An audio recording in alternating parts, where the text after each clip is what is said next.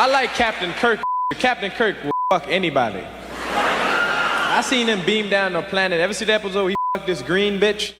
When I saw that Emerald darling walk through the door, Spock raised an eyebrow, said, Captain, that's illogical. I said, put a sock in the pointy ear, she's biological.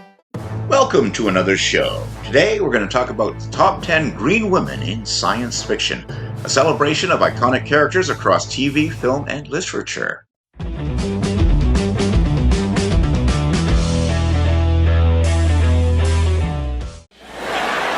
You gotta be a horny motherfucker, a green bitch.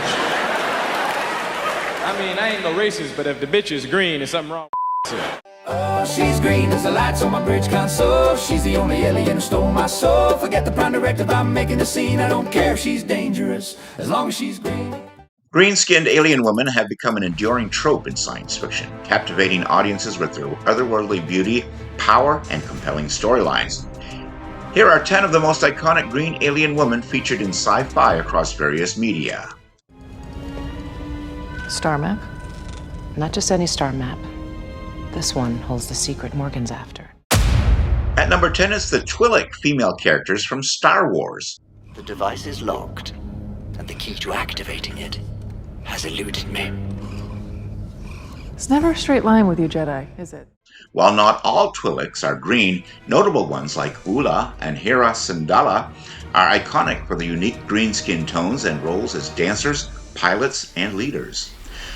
Xenophobically as tailheads, or Tweak, occasionally referred to as Rylothians, were a tall, near-human species whose most striking feature was a pair of long appendages protruding from their skulls called Likyu. They hailed from the planet of Ryloth in the Outer Rim territories, and female Twi'leks were often exported off-world as slaves. Twi'leks were considered one of the most common species in the galaxy, with its members easily able to blend into a crowd without drawing attention, as opposed to rarer, more prominent species like Togrutas. Some armies used this to their advantage, employing Twi'leks as undercover agents. Nice jacket, Club Banana. The very latest. Green is the new black. At number 9, it's Shago from Kim Possible. Keep your eyes open for any... Shago! Bye-bye. Shago is the sarcastic and powerful villainess from the animated series Kim Possible. Her glowing green skin and plasma powers make her a standout character in the show. Shago is a villainess who operates as a criminal mercenary, working for Dr. Draken and his chief enforcer and henchwoman sidekick. Since her main duty to Draken entails stealing things on his request and protecting him from harm, she frequently engages Team Possible in battle, and although she is under contract with a scientist, Shago has occasionally, temporarily, worked with other villains as well, including Motor Ed and Senor Jr. Completely missed me. Okay, you mostly missed me.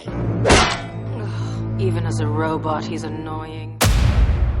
At number 8 is Queen Tarani from Duck Dodgers. This cartoon queen from Mars is a green-skinned regal alien who rules with a mix of charm and devious intelligence in the animated series Duck Dodgers. Despite being his enemy, she is in love with Duck Dodgers, saying that he is brave and heroic, while simultaneously cursing him for his constant role in thwarting her plans of conquest.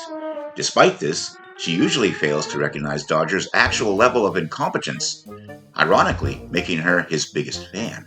The Martian Commander X2 would do anything for her, both out of loyalty and a deep-rooted infatuation with her, and in turn she treats him as her closest trustee and servant. Towards the end of the series, she agreed to marry Commander X2 following a daring rescue, but ultimately rejected him during their wedding, as she realized she was in love with Dodgers, having not quite got over her feelings for him. Suppose you had all the space to choose from, and this was only one small sample. Wouldn't you say it was worth a man's soul? And number 7 is Vina, as an Orion slave girl from Star Trek, the original series episode The Cage. Funny how they are on this planet. Actually like being taken advantage of.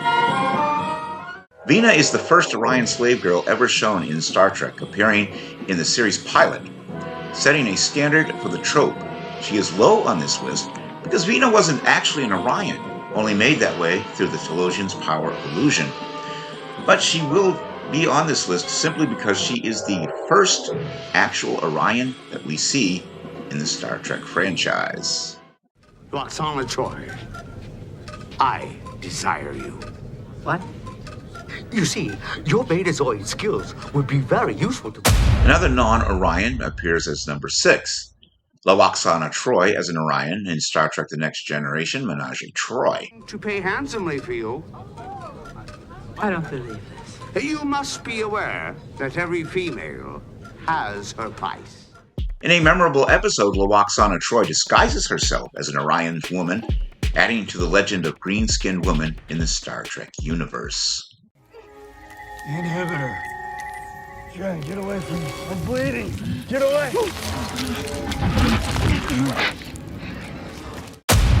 The number 5 green-skinned girl on our list is She-Hulk. Come on, where you going? Let us keep you Hey, company. we're just being friendly. Yeah, where you going? So what, you too good to talk to us? Jennifer Susan Walters becomes She-Hulk. She is a character appearing in American comic books published by Marvel Comics, created by writer Stan Lee and artist John Buscema.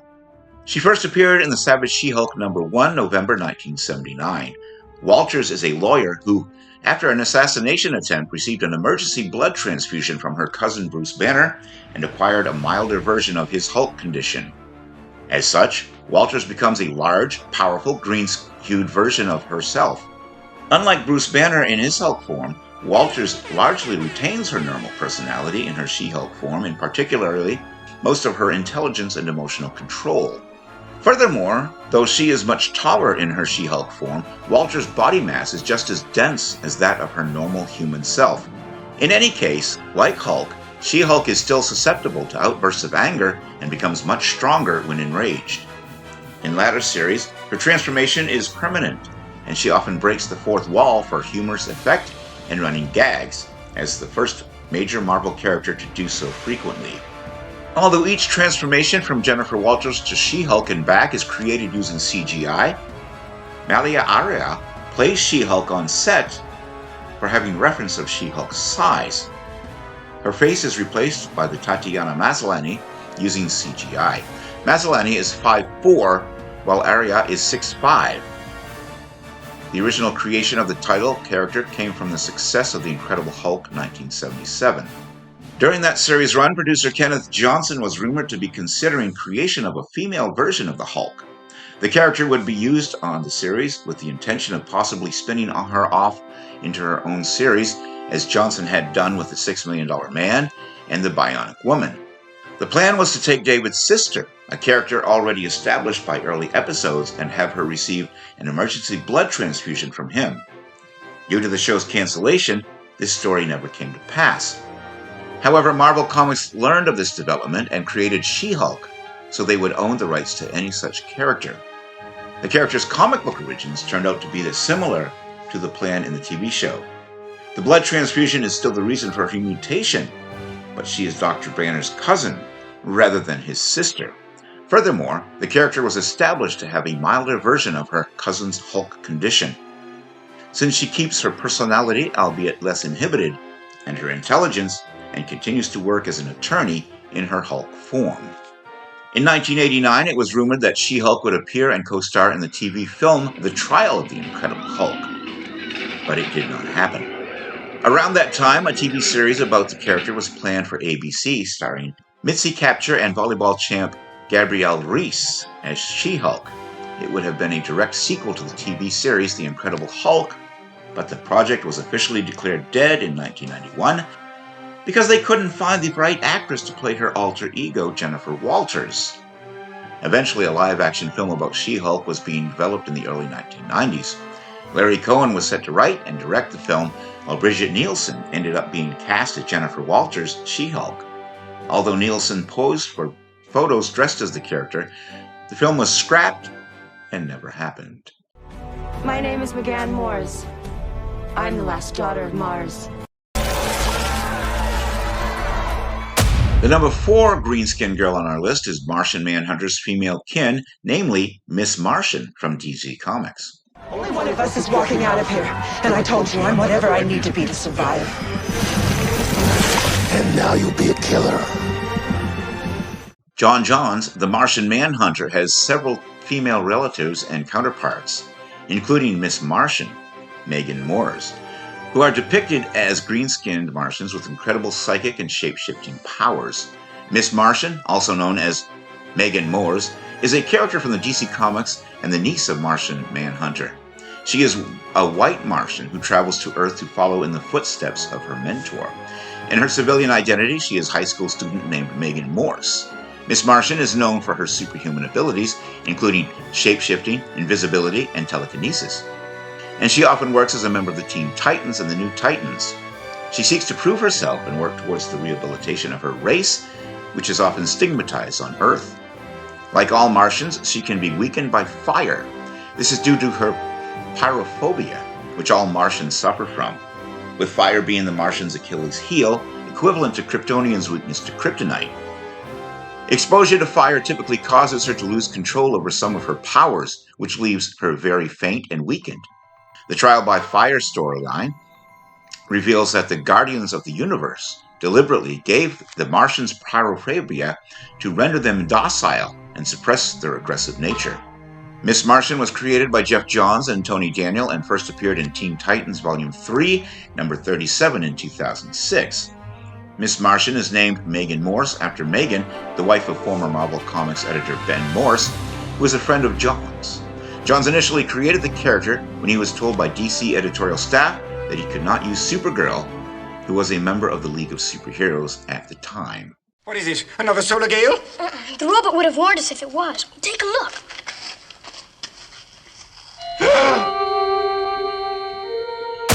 The number 3 girl on our list is Athena from the Lost in Space episode Girl from the Green Dimension.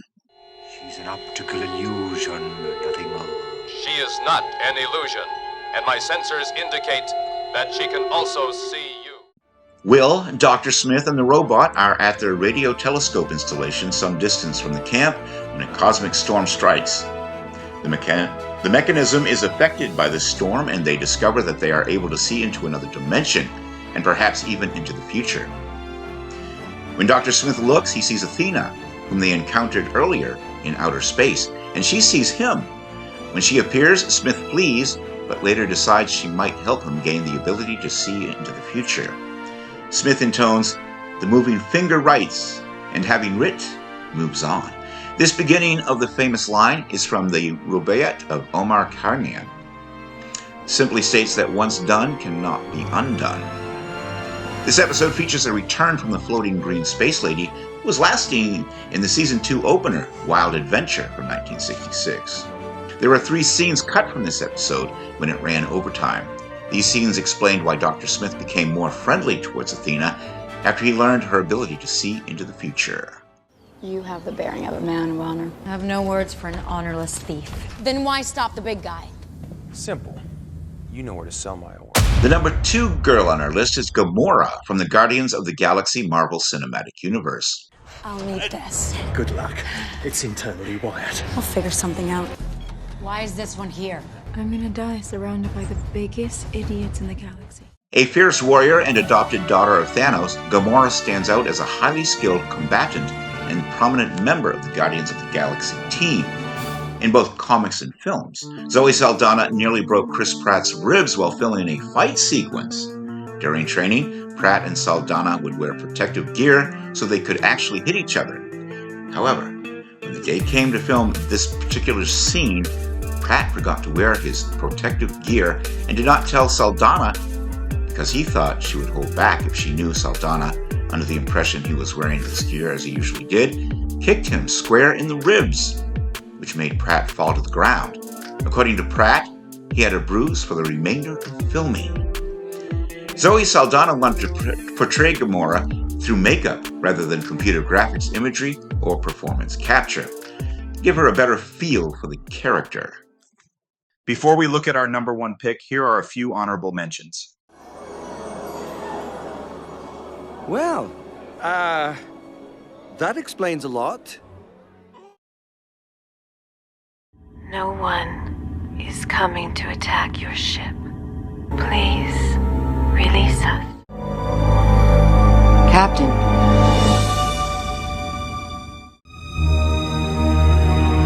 I'm obviously not the only woman with power over you. Do nothing. All right, what time is it? 3 o'clock. Why? Oh, just curious. No, you mustn't do that. I can get him to tell me what you want to know. And the number one green girl on our list is Marta from the Star Trek franchise episode Whom Gods Destroy. Keep your hands off Kirk, you treacherous thing. You're jealous. Perhaps the most famous of all green-skinned women, the Orion slave woman first appeared in the original 1960s Star Trek TV series and had become an enduring symbol of exotic allure in the franchise. The plot of inmates taking over the asylum and impersonating the warden closely resembles Dagger of the Mind from 1966, right down to the agony chair prop, which is reused from that episode. In his memoir, I Am Not Spock, Leonard Nimoy shares a memo that he wrote to the producers to complain about the similarities. The asylum's planet's name is based upon an historical place. Elba, too, is named after the Mediterranean island off of the coast of Italy, where the French Emperor Napoleon Bonaparte was briefly exiled to in 1814. Napoleon succeeded in escaping from there in 1815 and was restored to power in France, but was later defeated at Waterloo. He then spent the remaining 6 years of his life on the remote South Atlantic island of St. Helena. Captain Garth in the story was characterized as another Napoleon. The BBC in the UK decided not to show this episode when they first broadcast Series 3 in 1971. They believed the representation of mental illness would generate complaints from parents after previous issues and complaints about other storylines. The episode was missing from reruns of the show until the mid-1980s when it was finally broadcast. This was the last live-action appearance of the Orions in the Star Trek franchise until Borderland in 2004, 35 years later.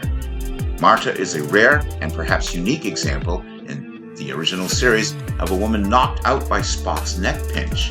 This is the second of 4 times in which a shapeshifter imitated Captain Kirk. It previously happened in The Man Trap, 1966, and would happen again in The Survivor, 1973 animated series, and later still in the final Star Trek film of the original series cast, Star Trek VI: The Undiscovered Country, in 1991. And that was our show for today. What do you think? Is your favorite green girl on this list? Is there a green girl that didn't make this list that you think should have? Let me know all your thoughts in the comments section below. And while you're at it, I'd be honored if you subscribe to my channel. Click that little bell to stay informed and share this video, as that will help me grow on YouTube as well. Until next time, this is Kevin Given saying, live long and prosper. May the force be with you and keep reaching for the stars.